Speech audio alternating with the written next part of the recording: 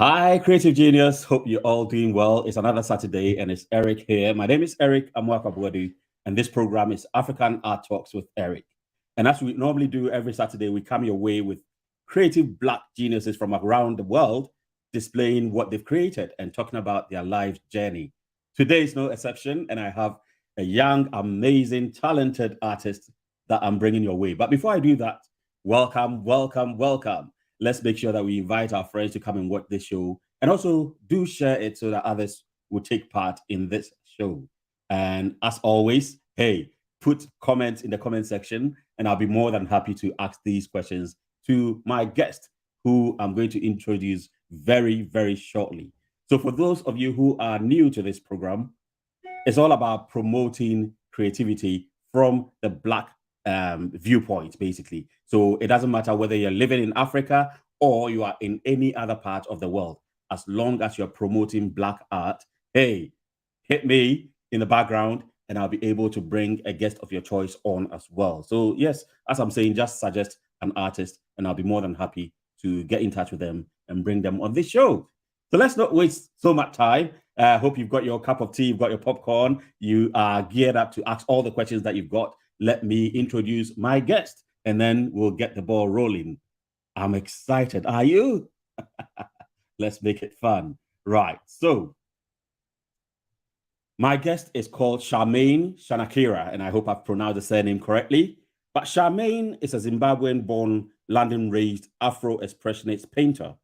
She had a nomadic childhood, which made navigating her identity a challenge until she realized that she is all and none at the same time.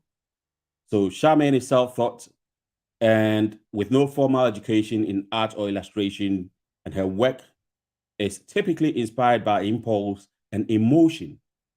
Her latest collection is influenced by her experiences as a Black Zimbabwean woman living in the UK. So growing up in Zimbabwean community, she found it difficult to open up and talk about her feelings and experiences, as seeking help for mental health and social issues was considered a taboo. She aims to challenge the perception of the Black experience and mental health by using her collection to encourage a conversation about being Black in the UK. She has had the privilege of exhibiting her works in prestigious galleries and shows such as the Clarendon Fine Art, Zari Gallery, Henak Gallery, the Other Art Fair, among many others. She has also won awards and been nominated for Artist of the Year and Director's Choice by Saatchi Art. In 2022, she was featured in renowned magazines like the British Vogue and House and Garden. She won Artist of the Year of Buckingham Lloyd. And despite all these accomplishments, she acknowledges that the challenges that she has faced based on her race and economic background make it so. Right. So just bear with me 1 second. What I am going to do is turn off an app which is beeping in the background so that we can have a good session, because I hate it when apps do beep. So bear with me 1 second. Let's do it properly.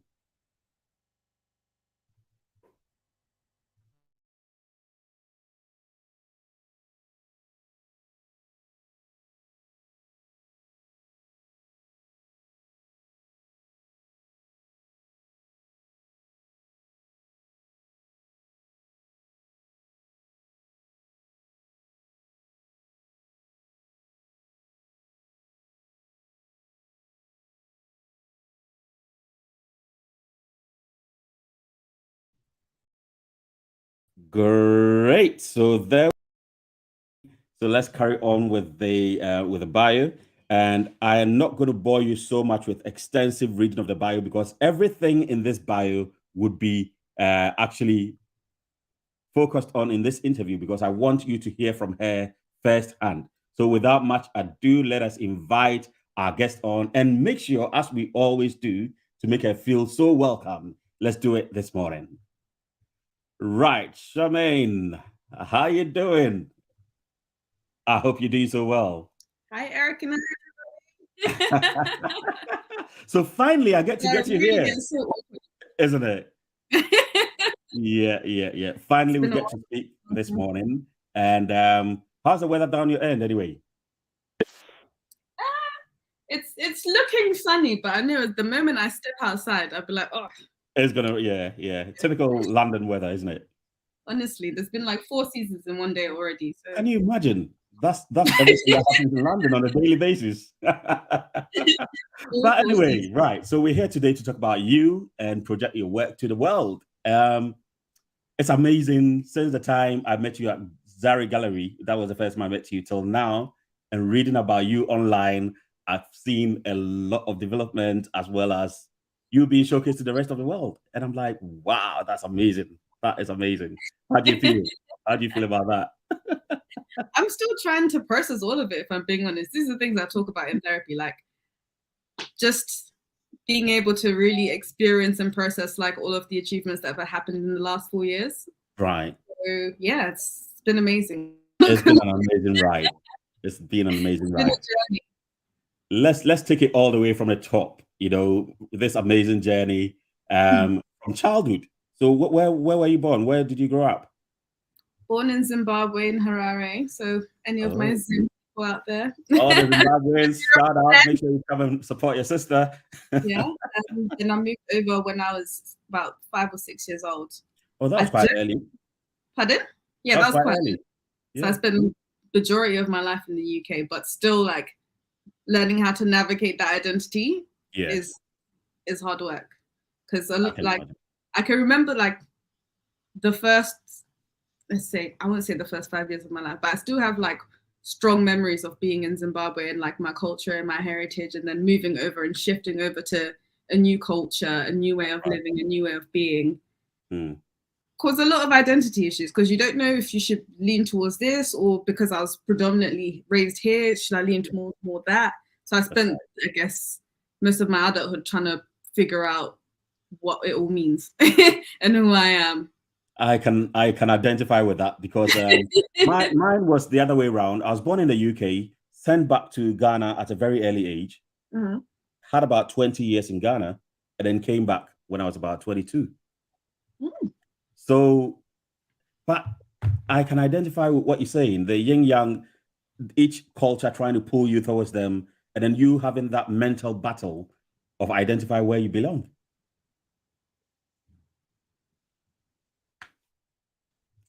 So yeah, Charmaine's webcam has frozen, but we will surely get her back on. Okay, so your internet just froze a little bit.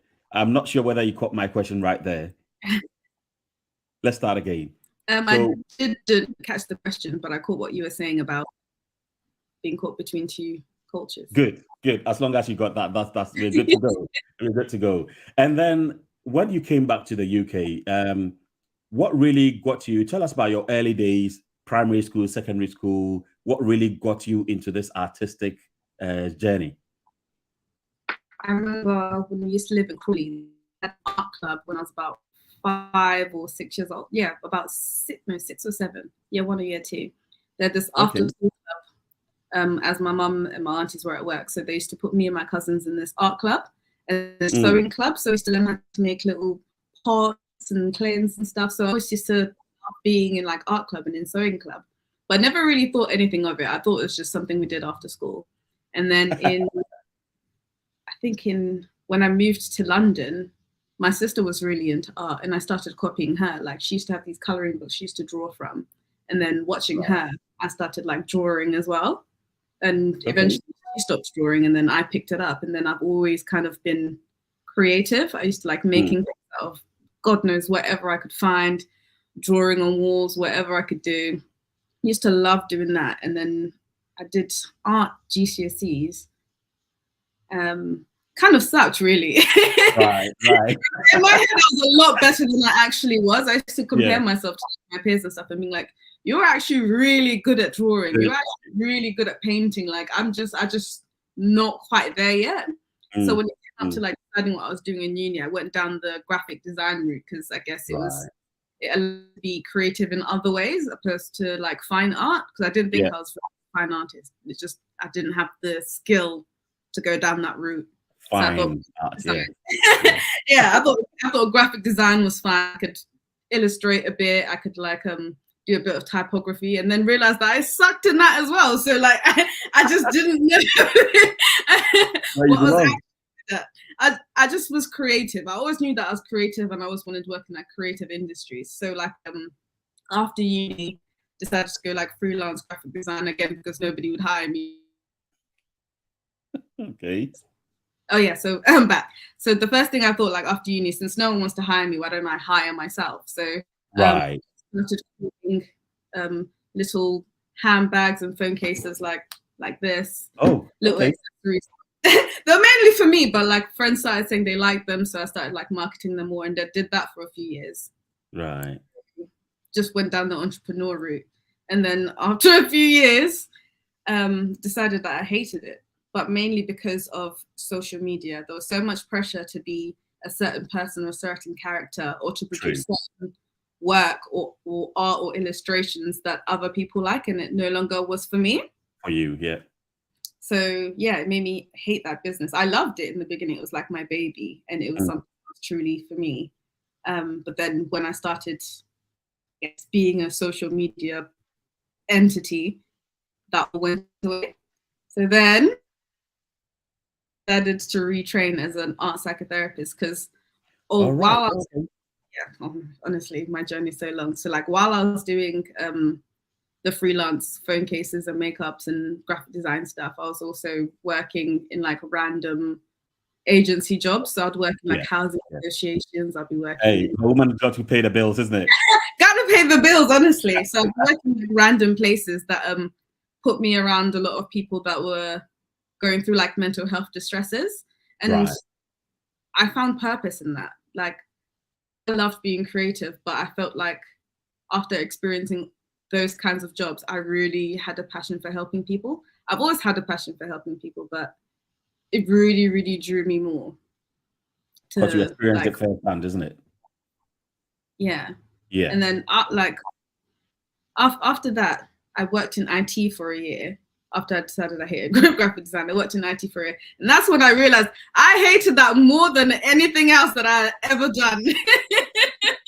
Tell me about it. I mean, IT guys. I survived in that job for a year. I was just like, I don't know how I was there for a year. And what made you hate it that much?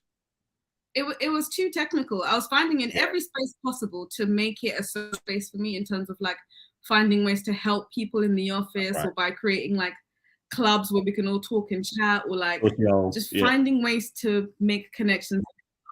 So I was ignoring what my actual job was and was creating jobs for myself, like making myself like chief of fun or something stupid like that. Just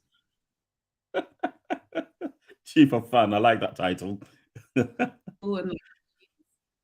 Hated it. So that's when I decided to re-educate myself and start a course in art psychotherapy. Okay. I started off with the foundation because one, I didn't have enough clinical experience. So they were like, you can't join the course until you get all your clinical experience. So I had to do all of that. So I started off with the foundation, and on the foundation, they ask you to experiment with like different art materials and connect whatever feelings you have to the art materials to your emotions. Now I'm explaining that wrong. So I'm doing all art therapists a disservice here. So basically art therapy is allowing someone to express themselves through artistic means, and it's good for people who are non-verbal. It's good for creative people. It's good for everybody, to be honest. Like it just depends on how you want to use the art and how you can connect it to your emotions. So they asked us to experiment so we understand the process and how it will affect our clients and stuff like that. So the paintbrush one day, thought, why not? Let me try. Let me try painting today, and honestly, I wasn't good. I picked it up and I was just like, wow, that is awful. Because I had something specific in mind that I was trying to paint, but when I did it, it was just not what I wanted. So I hated it. Because I was so used to using like a graphic pen and being like technical and knowing exactly how things should be and like keeping between the lines. Yeah. I hated it. But once I kind of got over trying to make something perfect or trying to make something that like I had an idea of, yes, it became a lot easier because it was just about the process and me enjoying making a mess opposed to making something that was aesthetically pleasing. That's it. Yeah, yeah. So you kind of lowered your expectation. Yeah. But then you just enjoyed the process, basically. Yeah. All right. And okay. It was literally all about just being in that moment and like being in that 45 minutes of just peaceful art making without thinking about what's going on outside or like what should be there, what should be here, and just allowing myself to do it. And then after we do the painting, we then discuss the artwork that we've made with the therapist. Okay. And then we link the art materials and the symbolisms and whatever you put onto the artwork to like how we're feeling internally. Right, right. Yeah, and when I was doing that course, it was just before COVID, but like just in time for like the BLO movement. Like it was just similar timings. So a lot of my artwork was like race related or like race based. Yeah, yeah. So I would be looking at pieces of my work and thinking, wow, like things have happened and like I can see myself. And a lot of my artwork, which I thought were self-portraits, were all like paintings of white women. Interesting. Because I've seen a piece of your earlier works, and it's all manga type, Japanese type artwork. Huh? Was that the case? Yes and no. A lot of my art illustrations that was heavily influenced by like manga and anime because I used to be an anime head.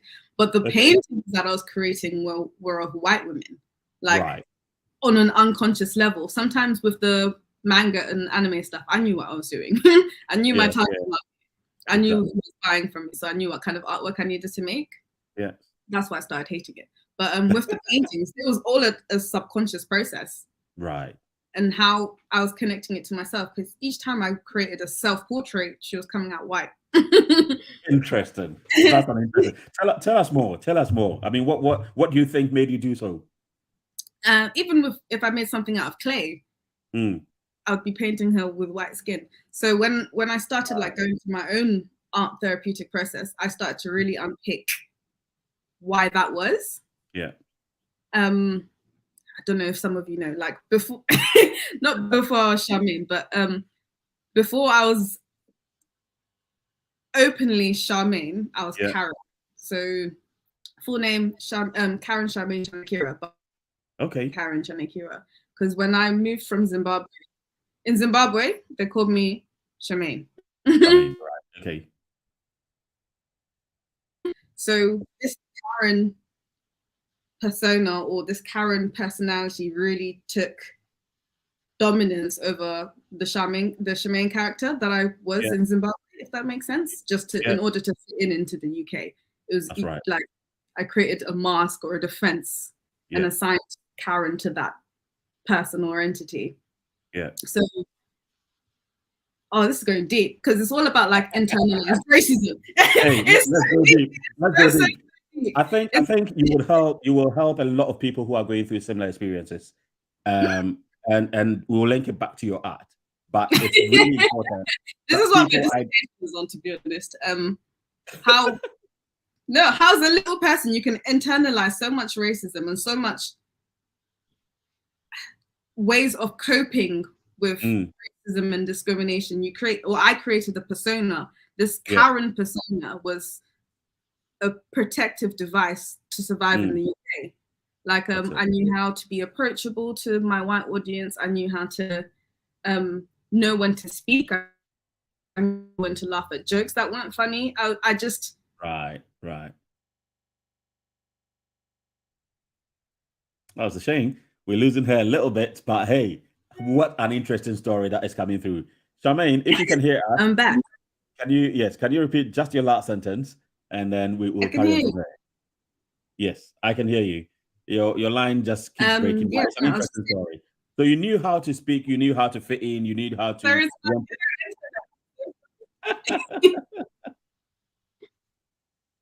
Carry on. Am I back? Have you got me? Yes, I've got you. Okay, so I knew what I needed to do in terms of protecting myself against discrimination, or what I thought was protecting myself under discrimination. I built up this character to protect myself. I built up Karen to build myself. So like yeah, it was just a white mask. Yeah, which was actually pushing through the artworks that you were creating at that time, wasn't it? I had played that character so well for so long that that is how I was seeing myself internally. That is, I was identifying that way so internally that when I thought of myself, I was coming out as a white woman. So take us through your journey of how you were able to now become the Charmaine that you are today. What did you have to do to break yourself from the current character and predominantly? Break myself down. I had to really, really go to therapy. I really had to work on myself. Absolutely. Because it was so ingrained. Yeah. It was so ingrained in my psyche that I had to be this person for so long that the Charmaine who I felt like I was internally, or like the African me who I felt like I was internally, had been so suppressed just in order to survive in this country. And especially being like a migrant, the things that come like with immigration issues, or like silly things like going on holiday with my Zimbabwean passport with my friends with British passports, the amount of anxiety I'd get like going through immigration, like passport control, like nobody talks about these things. Nobody actually talks about the actual anxiety you get from like going through border control. My friends are just skipping away and I'm just there like, do I say la la la la, smile, like be nice, be friendly, be approachable, so like they don't send me back. Like these are the things that I spoke about in like therapy. Initially with the white therapist, which was not a good idea, and then eventually I got a black therapist, which was who understood exactly where you were coming from. Yeah. So So how did your art now play a role in that? Do you think art really helped? Art, if I did not go on that course, I would never have painted. I would not see me here. So the fact that I could actually use art to process that feelings, or use art to get rid of that Karen character who played a protective role, but also a very detrimental role into me as a person. Yeah. So by painting, I was able to paint her out of my system and like be confronted with like what was living inside me. So whenever I look at my white self, I'll be like, that is not me. Where have you come from? Why are you here?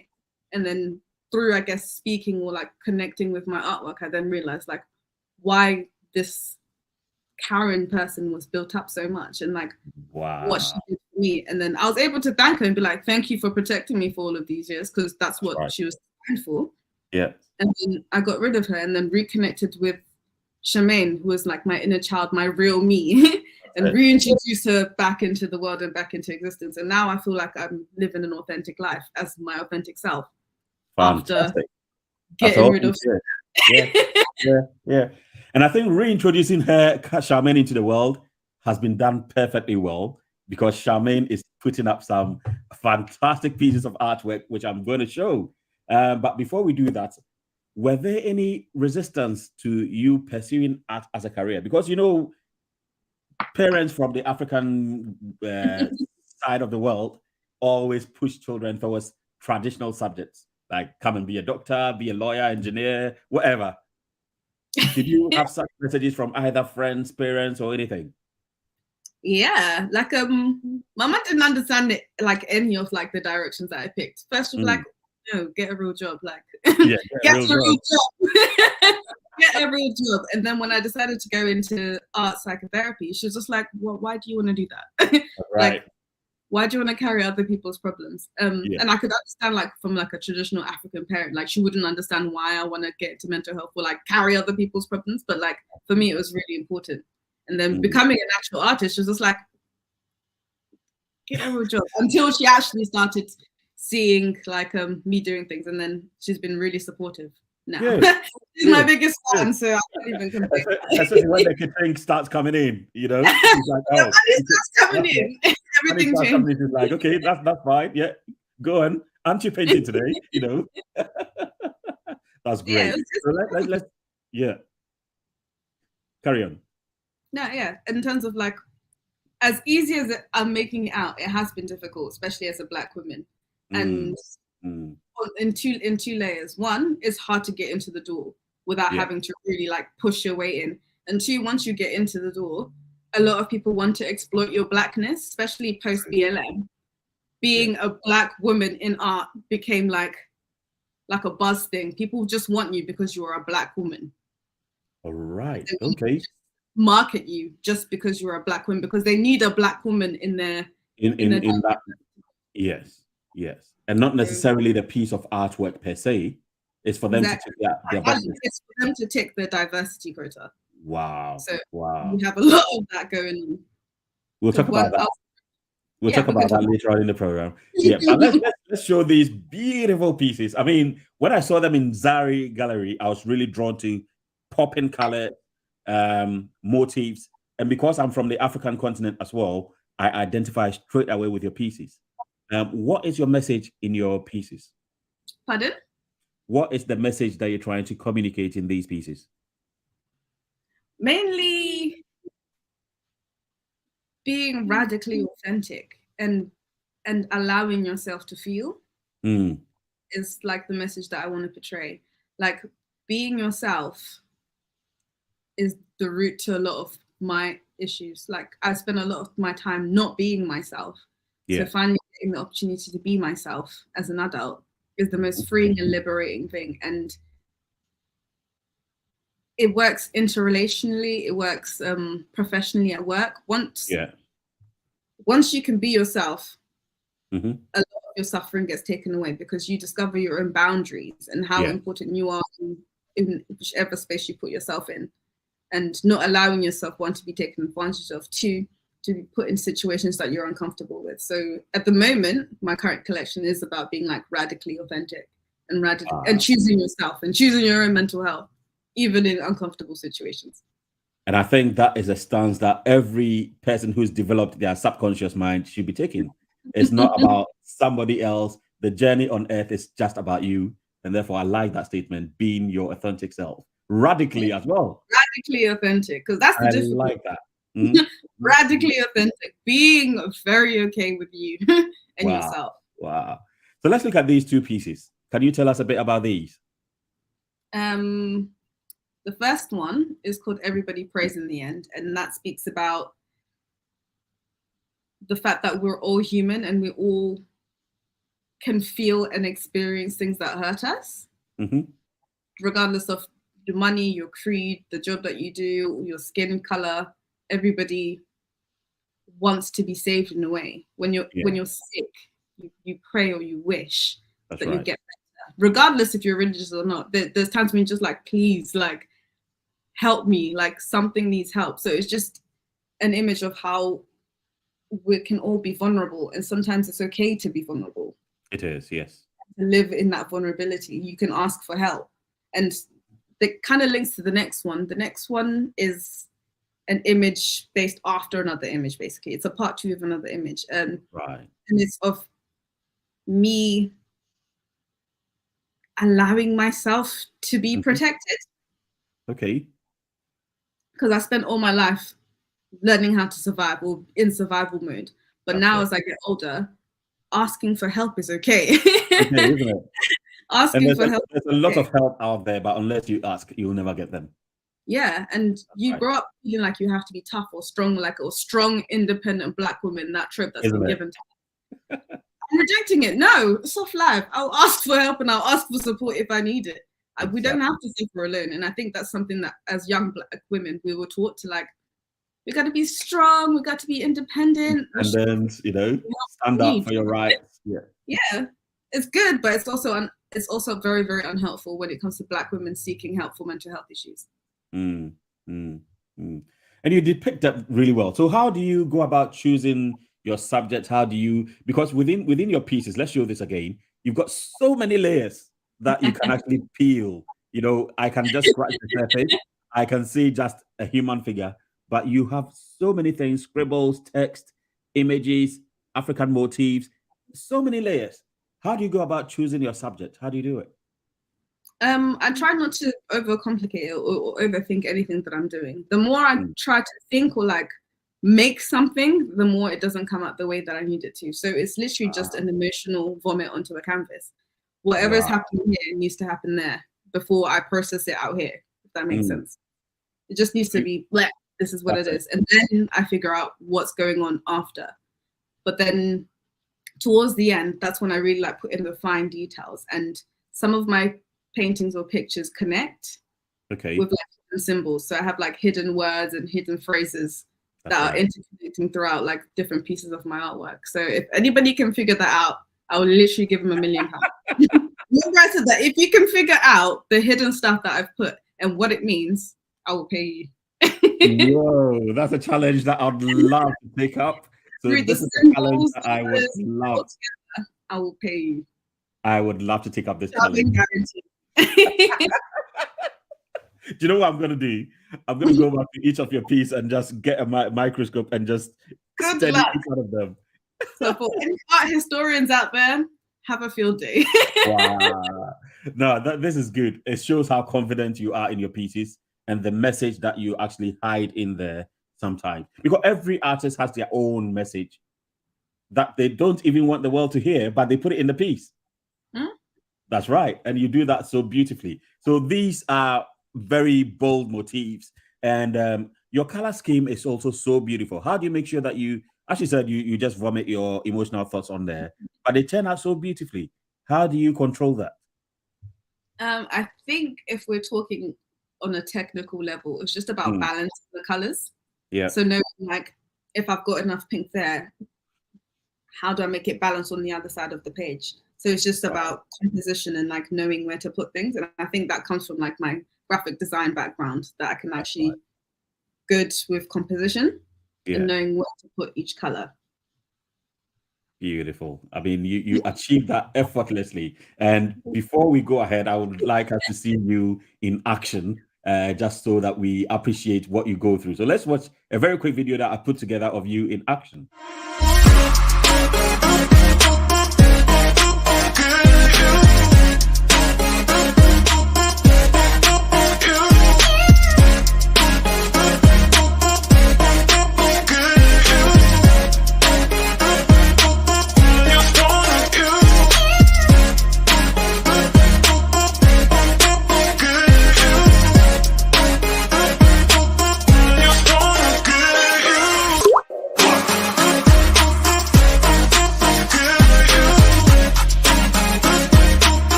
Amazing, amazing, amazing. I mean, I like the way you have fun during the painting process. Is that what normally happens, or was that just for the cameras? No, it's fun. Like when I'm in my studio, when I have like all this space, I will literally be like dancing and having the time of my life. I love playing music whilst I paint. I used to love to paint in silence, but now like having a good song to go along with that matches your mood. Yeah, really suits me. And I think you do explore that. I think the fun part of it also comes through in the pieces that you create, because it's so vibrant. There's so much action, and you can see that you're having fun. What type of music do you listen to when you're creating all these? Oh, I love a good Oliver Mutukudzi. If you're Zimbabwean, you probably know who he is straight away. Bit of Oliver, bit of drill sometimes, just to kind of like get you like pumped up and gassed. That's it. And sometimes like just shamanic drumming, like energy music. Yeah. Because a lot of my artwork, I do a lot of movement as I go in, because I feel like movement also helps with releasing what is inside. So like when I'm painting, I'm literally embodying what I'm putting onto the canvas. So I like, and like, I don't know. Yeah. So movement therapy as well is great. That is amazing. That is fantastically done. And right. So let's look at these pieces, and I can see a lot of movements in here. You put a lot of crowns in each of your pieces. What does it signify? There's that phrase, heavy weighs the head that wears the crown, or something like that. Heavy is the head that wears the crown. Yeah. So depending on which image the crown is in, it could mean different things, because sometimes the crown is a burden. Right. Sometimes the crown is like responsibility, whether you're responsible for other people, responsible for yourself, academic responsibilities. It's a heavy burden to carry, even though like you've been given this position. And sometimes I've been put in certain positions, maybe as a therapist or like a support friend, or even like a brother, sister, daughter, child, you're given these expectations that are sometimes too heavy to carry. That's right. But because you've been given this position, you still wear it. And you want to honor this position you've been given. Is that what you personally go through? Do you think sometimes the responsibilities you are given at this age or at this stage of your life sometimes requires more responsibility? Absolutely. Or even just being a Black woman, you're always given responsibility, or you always have to take the higher ground because you don't want to be perceived as like argumentative or aggressive. So sometimes taking the higher ground is a heavy burden, or sometimes having to hold silence is a heavy burden. And then as a therapist, you're holding someone else's emotions literally in your hand and in your heart. And it's a lot to carry sometimes. Yes. Yes. So even even if you've been given the privilege of having this space or this mantle, it's still a lot. So you appreciate it, but then you're like, sometimes I want to take this off. That's right. So I like the perspective from which you've taken this, because most of the times when we see crown, we see glory, we see reward, we see accolades and everything. But you've taken it from the point of responsibility, which is really great. And as a Black woman, every Black woman around the world should identify with this as well. There's a lot of responsibility on us. First of all, to prove ourselves, and secondly, to be an example, a beacon of hope to others coming after us. So well done in explaining it. I never thought of it that way at all. Sometimes you're in the face of something that you're not ready to be. Yeah, and that's a lot. That is. Looking at your work, I mean, a lot of people might compare you to Jean-Michel Basquiat. Do you hear that a lot? I definitely do. I never knew who he was until like other people started commenting on my artwork. I didn't go to art school or anything like that, so I had no idea who he was, or like I had no recollection of who he was until like other people were like, "You remind me of Basquiat. You remind me of Basquiat." But thank you, I love that comment. Like, why not? Why not? Yeah. I appreciate it. But saying that, I also want to be in my own lane. Yes. I want to be my own artist, but we all borrow from each other, whether I had like directly seen it or something that I guess saw in a past life or something like that. We're all inspired by other things, but I would love to be in my own lane. So thank you for that big old compliment. and you've done it so well. It comes through so effortlessly. Your pieces are so powerful, bold in the face, and they send the message out so well. How important is good mental health to you? Very important. It's 10 out of 10 important. And I think everybody, regardless of, I guess, race and color, age, blah, blah, blah, we all have the right to be happy and all have the right to feel we're healthy and comfortable within ourselves. Yeah. So prioritizing mental health for everybody should be a priority. And pushing forward those who are not in spaces to have elevated mental health. So that's my journey now, is to help those who haven't had the opportunity to know what good mental health feels like, to feel that. To feel it, isn't it? Yeah. Or just like let people know that it's okay. You will be okay. It's okay to cry. It's okay to be vulnerable. So especially from the Black community, we don't pay attention to it at all. It's like when someone comes to you with a problem or is exhibiting, traits of a bad mental health, we think that person is not doing anything to help themselves, or we don't really empathize with them. Yeah, it's either witches. You need to pray. I didn't want to use that word. That's predominant. Either you are a witch or a witch in your family, or you're not working hard enough. You're weak. There's so many misconceptions about like mental health in the Black community, and we really need to change that conversation to how we can better the community opposed to how we reject mental health.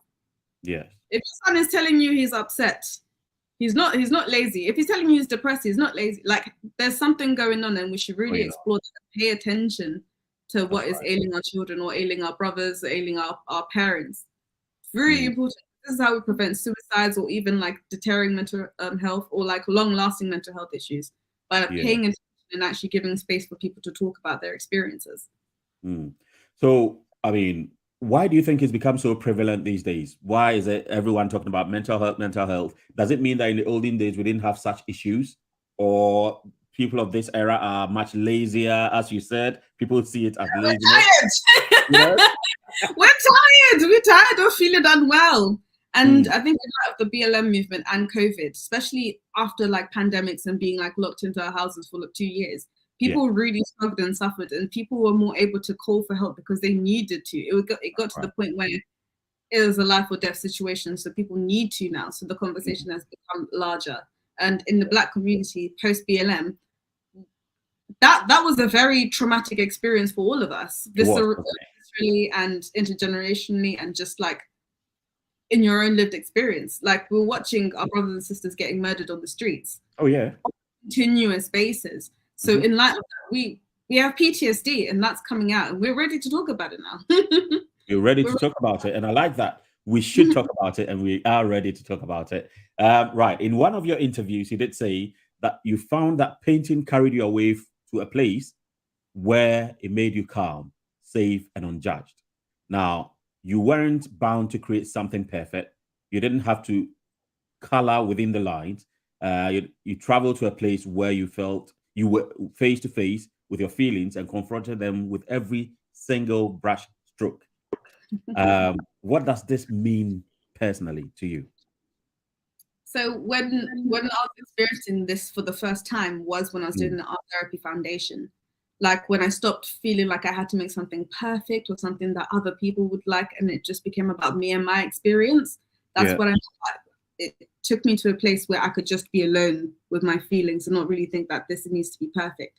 And it took me away from myself, my own like critical voice of like having to be well presented or like put on like a good act. It took me away from it, because everything that I made was like messy brush strokes, like scribbles, and it allowed me to not judge myself. That's right. And allow myself to have vulnerabilities and like weaknesses, and those things were fine. So every time I made a mess, I kept it. Okay. Rubbing it out, starting again. Every time I made a mess, I kept it, and that's how I developed my art style. Everything that I do, I keep. Amazing. And I layer and layer on top of it. So it just feels like a safe space. I can get lost in my own artwork. That's it. With no judgment. I mean, with the real world, in IT, for instance, you have to get things right. You always have to get it by the books and all that. Do things by the book. But in the art world, I tell my kids there's no mistake in art. You know, every mistake is a new style. Absolutely. That's literally like the evolution of my artwork. It was just being okay with making mistakes, and then I channeled that energy into like my waking life. Making mistakes is okay, and as a human, that's part of the human experience. We're bound to fuck up at some point, and that's okay. As long as you make changes and develop. And that's okay. Very nicely put. So moving on, we're trying to round up here. What projects have you got coming up? Well, today actually, got the Zimbabwean Achievers Awards. Nomination. So that's what I'm working on today. In May, I have Affordable Art Fair in Hampstead. Wow. And I've got a few things lined up towards the end of the year, but I don't want to talk about them yet. I need to finalize. Not yet. No. I don't want to. I'd like to bring you back on the show, so let's not jinx it at all. Yeah, bring me back. I've got a few things down in the pipeline, but just like ironing out a few creases. So I don't want to jinx anything just yet. But when I do, catch me on Instagram. Exactly. Catch you on Instagram. Let's go back to the awards that are coming up. I mean, you've been awarded in 3 different categories. Is that the case? It is the case, yes. Wow. So this is the Zimbabwe Achievers Awards. You've been nominated in Art and Culture. You've been nominated in Young Achiever of the Year Award. You've been also nominated in the Cultural Development and Promotion. How does it make you feel?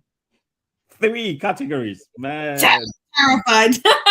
It's like the realization that other people are actually like watching you. That is terrifying. Yeah. But I'm also very, very, very honored to be up for all of these nominations, and very grateful, and hopefully good results by the end of tonight.